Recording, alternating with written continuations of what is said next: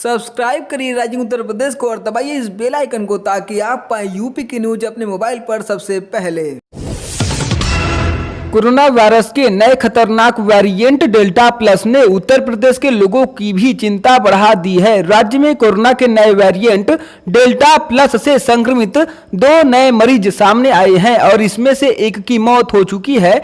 दूसरा मरीज home isolation में ही ठीक हो चुका है। फिलहाल इन दोनों के संपर्क में आए लोगों समेत करीब 100 से ज्यादा लोगों की जीनोम सीक्वेंसिंग में नया वेरिएंट नहीं मिला है। Institute of genomics and integrative biology नई दिल्ली से जीनोम सीक्वेंसिंग की रिपोर्ट आने के बाद सभी जिलों में अलर्ट कर दिया गया है। खासकर नेपाल की सीमा से सटे जिलों में विशेष सतर्कता बरती जा रही है। नए वेरिएंट के ज्यादा खतरनाक होने की वजह से हवाई अड्डा, बस व रेलवे स्टेशन पर ज्यादा सख्ती के निर्देश दिए गए हैं।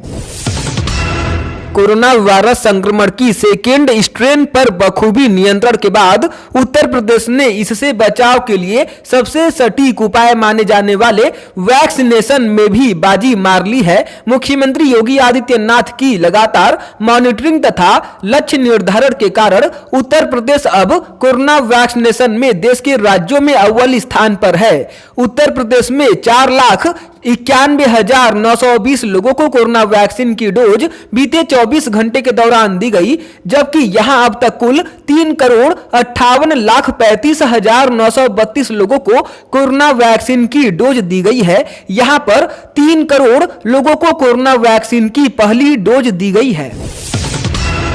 उत्तर प्रदेश में ब्लॉक प्रमुख चुनाव के लिए चल रहे नामांकन के अंतिम दिन लखीमपुर खीरी में एक शर्मनाक घटना सामने आई। जिले के पसगवां ब्लॉक में सपा प्रत्याशी रितु सिंह का नामांकन भाजपा कार्यकर्ताओं ने नहीं करने दिया। आरोप है कि ब्लॉक में दाखिल हो रही सपा प्रत्याशी के साथ भाजपा के कार्यकर्ताओं ने मारपीट और बदसलूकी भी की और उनकी साड़ी भी खींची। समर्थक भाजपा की राष्ट्रीय उपाध्यक्ष और धौरहरा से सांसद रेखा वर्मा के रिश्तेदार बताए जा रहे हैं। इस घटना के सामने आने के बाद कांग्रेस की राष्ट्रीय महासचिव प्रियंका गांधी और सपा के राष्ट्रीय अध्यक्ष अखिलेश यादव ने कानून व्यवस्था पर सवाल खड़े करते हुए सरकार पर तीखा प्रहार किया।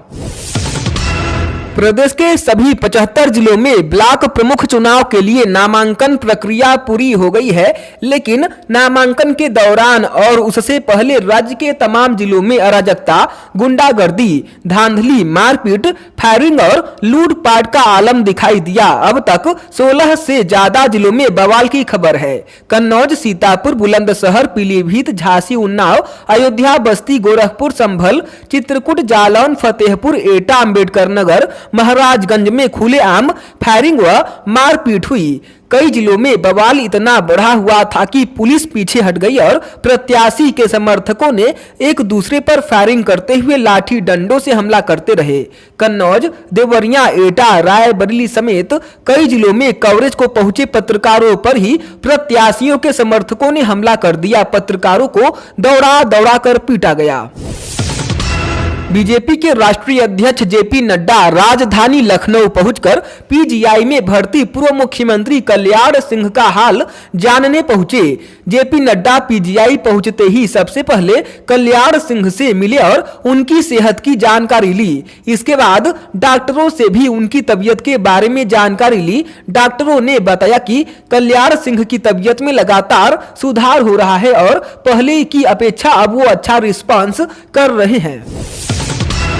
कानपुर जिले के बिल्हौर कोतवाली क्षेत्र में एक बड़ा हादसा हो गया। बताया जा रहा है कि यहां बारिश के दौरान एक रोडवेज बस पुल की रेलिंग तोड़कर नीचे जा गिरी। हादसे में यात्री बाल बाल बच गए। यात्री पीछे खिड़की का शीशा तोड़कर नीचे कूदे तो वहीं ग्रामीणों ने कुछ यात्रियों को सीढ़ी लगाकर बचाया। हादसे में 22 से ज्यादा सवारियां घायल हो गई।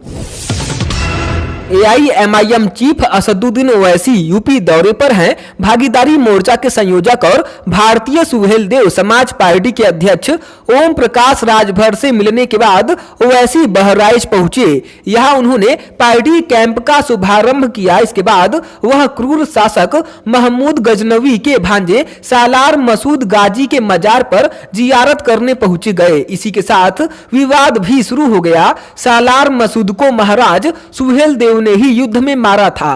वहीं महाराज सुहेलदेव जिनके नाम पर ओम प्रकाश राजभर ने अपनी पार्टी बनाई है, यही कारण है कि मौका मिलते ही बीजेपी ने ओम प्रकाश राजभर पर निशाना साधा है। पूछा कि जिस क्रूर शासक ने भारत को लूटा, हिंदुओं पर अत्याचार किया, मंदिरों को तोड़ा और जिसके आतंक को खुद महाराज सुहेलदेव ने खत्म किया, उसे पूजने वाले के साथ ओम प्रकाश राजभर कैसे गठबंधन कर सकते हैं। प्रदेश में स्वास्थ्य ढांचे को मजबूत करने की दिशा में लगातार प्रयासरत योगी सरकार ने एक जिला एक मेडिकल कॉलेज की योजना बनाई है। 75 में से 59 जिलों में मेडिकल कॉलेज बन चुके हैं, जिसमें से 9 का लोकार्पण जल्द ही पीएम मोदी से कराया जाना प्रस्तावित है। इसके अलावा बचे 16 जिलों में नए medical college public private partnership model पर बनाए जाएंगे, जिसके लिए नीति और प्रस्ताव बनाने का निर्देश मुख्यमंत्री योगी आदित्यनाथ ने दिया है। बाराबंकी में तहसील परिसर में अवैध निर्माण हटाने पर एसडीएम पर हमला करने वाले आरोपी पर हाई कोर्ट ने राष्ट्रीय सुरक्षा कानून यानी एनएसी की कार्रवाई पर मुहर लगा दी है। कोर्ट ने आदेश जारी कर दिया। राम सनेही घाट तहसील परिसर में एसडीएम ने 19 मार्च को अवैध निर्माण हटाने की कार्रवाई की थी। इस दौरान जमकर बवाल और हंगामा हुआ था। अयोध्या में राम मंदिर का निर्माण कार्य बहुत तेजी से चल रहा है। बताया जा रहा है कि अयोध्या के राम मंदिर की नींव के लिए बन रही 44 लेयर के ऊपर लगने के लिए मिर्जापुर से स्लेटी पत्थरों की पहली खेप अयोध्या पहुंच गई है। मिर्जापुर में तराशने के बाद 4 फुट लंबे, 2 फुट चौड़े और 2 फुट मोटे इन पत्थरों के 30 टुकड़े अयोध्या पहुंचे हैं। मिर्जापुर के पत्थरों के कुल 19,000 टुकड़े आने हैं। इनका इस्तेमाल आगामी अक्टूबर माह से शुरू किया जाएगा। गोरखपुर पुलिस पशु तस्करों के आगे बेबस हो गई है। एडीजी के निर्देश पर पशु तस्करों के खिलाफ गोरखपुर सहित 11 जिलों में चलाए जा रहे अभियान का नतीजा भी फिलहाल सिफर है। हालत यह है कि बेखौफ पशु तस्कर कुशीनगर से लेकर गोरखपुर जिले तक रोजाना तांडव मचा रहे हैं और पुलिस के पास सिवाय उनसे पीटकर भागने की और कोई रास्ता नहीं बचा है।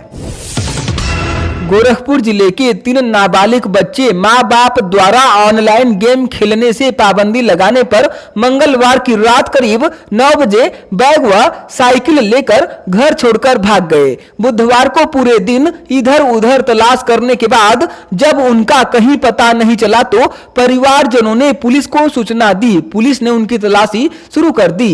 तीनों बच्चे गुलरिहा इलाके में जंगल डुमरी नंबर 2 के हेलानी टोला के रहने वाले हैं।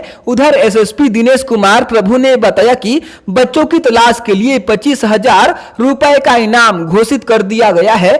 जल्द ही तीनों को बरामद कर लिया जाएगा। आगरा जिले के थाना पिनाहट क्षेत्र के अंतर्गत गांव कमलेकापुरा में बाइक टकराने को लेकर 2 पक्षों में विवाद हो गया और जमकर मारपीट और पथराव हुआ। आरोप है कि इस दौरान बीच बचाव करने आई महिला की गोद से दबंगों ने 1.5 माह के बच्चे को खींचकर जमीन पर पटक दिया, जिससे नवजात की मौत हो गई। सूचना पर पहुंची पुलिस ने मृतक बच्चे के शव को पोस्टमार्टम के लिए भेज दिया है। आरोपी फरार बताए जा रहे हैं। कमरे में बैठकर की जाने वाली पुलिसिंग अब नहीं चलेगी। अधिकारी फील्ड पर निकले और लोगों व पुलिस के बीच की दूरी कम हो। डीजीपी मुकुल गोयल ने वरिष्ठ अधिकारियों के साथ साथ सभी जिलों के एसएसपी व एसपी को यह कड़ा निर्देश दिया है। वीडियो कॉन्फ्रेंसिंग के माध्यम से पहली बार अधीनस्थों से मुखातिब हुए डीजीपी ने अपनी प्राथमिकताएं बताई और कानून व्यवस्था की समीक्षा की। कहा कि कोरोना संक्रमण से बचाव के सभी उपाय करते हुए अधिकारी फील्ड पर निकले और लोगों से सीधा संवाद बनाए। किसी भी घटना की तत्काल एफआईआर दर्ज हो और वरिष्ठ अधिकारी भी यथाशीघ्र घटना स्थल का निरीक्षण करें। समाजवादी पार्टी के अध्यक्ष अखिलेश यादव ने कहा कि जिला पंचायत चुनाव को भारतीय जनता पार्टी ने लोकतंत्र का मजाक बना दिया है। प्रदेश में भाजपा के मुकाबले सपा के ज्यादा जिला पंचायत सदस्य जीते थे, लेकिन भाजपा ने धन बल छल बल जिला व पुलिस प्रशासन के सहयोग से जिला पंचायत अध्यक्ष अपने नाम बनवा लिए। अब भाजपा ब्लॉक प्रमुख के चुनाव में भी यही कहानी दोहराना चाहती है। यदि आप बेरोजगार हैं और आपका पंजीयन सेवा योजन कार्यालय में है तो आपके लिए अच्छी खबर है। सेवा योजन विभाग के वेब पोर्टल पर 12,000 मल्टीनेशनल कंपनियों ने अपना पंजीयन कराया है। आपको घर बैठे ही ऑनलाइन नौकरी की जानकारी मिल जाएगी। श्रम व सेवा योजन विभाग तथा NHRDN के बीच सेवा योजन वेब पोर्टल के अनुबंध पत्र पर बीते महीने हुए हस्ताक्षर के बाद NHRDN में देश भर की 12,000 मल्टीनेशनल कंपनियां पंजीकृत हो गई हैं। कंपनियों में रिक्तियों की जानकारी सीधे सेवा योजन विभाग की वेबसाइट से मिल जाएगी। योगी सरकार ने जिला आपूर्ति विभाग में बड़ा फेरबदल किया है। 27 जिला पूर्ति और प्रभारी जिला पूर्ति अधिकारियों के तबादले कर दिए गए।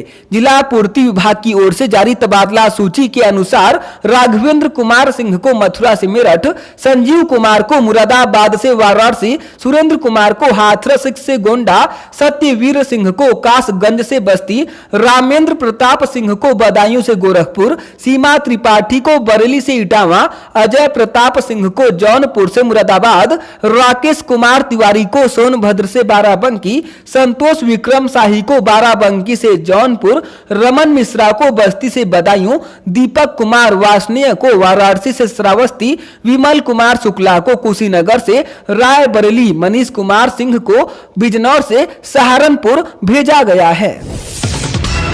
लखनऊ के अमीनाबाद दवा मार्केट में एसटीएफ, अमीनाबाद पुलिस और ड्रग विभाग की संयुक्त टीम ने छापेमारी की। छापेमारी के दौरान कृष्णा फार्मा के नाम से संचालित फर्म से भारी मात्रा में डॉक्टर गैस नामक ब्रांडेड कंपनी की सिरप, जो कि नकली थी, बरामद की गई। टीम ने फर्म के मालिक कुशल अग्रवाल को गिरफ्तार कर लिया है। प्रदेश में आंगनबाड़ी में चल रही 53,000 कार्यकर्त्रियों व सेविकाओं की नियुक्तियों पर ब्रेक लग गया है। लगभग 1.5 दर्जन जिले ही आवेदन पत्र ले पाए हैं, जबकि बाकी जिले अभी आरक्षण की स्थिति साफ होने का इंतजार कर रहे हैं। शासन से भेजे गए पत्र में आर्थिक रूप से कमजोर वर्ग का आरक्षण को लेकर प्राविधान नहीं किया गया है। बाकी आरक्षण की स्थिति भी साफ नहीं की गई है।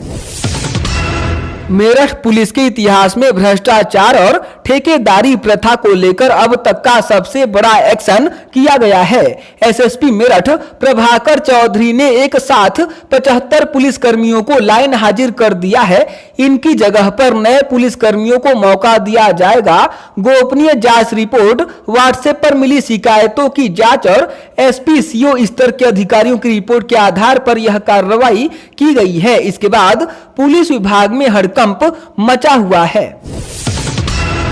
हर महीने की 5 तारीख को राज्य के सभी विश्वविद्यालयों को शैक्षणिक व गैर शैक्षणिक गतिविधियों का ब्यौरा राजभवन भेजना होगा। जारी आदेश में 55 पन्ने के प्रोफार्मा में विश्वविद्यालय की सभी गतिविधियों की रिपोर्ट कुलाधिपति आनंदीबेन पटेल को भेजने को कहा गया है। अवैध धर्मांतरण मामले में गिरफ्तार उमर गौतम द्वारा मीडिया रिपोर्टिंग पर रोक लगाने के लिए हाईकोर्ट लखनऊ बेंच में दाखिल याचिका खारिज हो गई। उमर कोर्ट के सामने यह साबित नहीं कर पाया कि उसके किस संवैधानिक या कानूनी अधिकार का हनन हुआ है। उमर ने अवैध धर्मांतरण मामले में मीडिया रिपोर्टिंग पर रोक लगाने के लिए हाई कोर्ट की लखनऊ बेंच में याचिका दाखिल की थी, जिस पर 2 जुलाई को बहस के बाद कोर्ट ने फैसला सुरक्षित रख लिया था।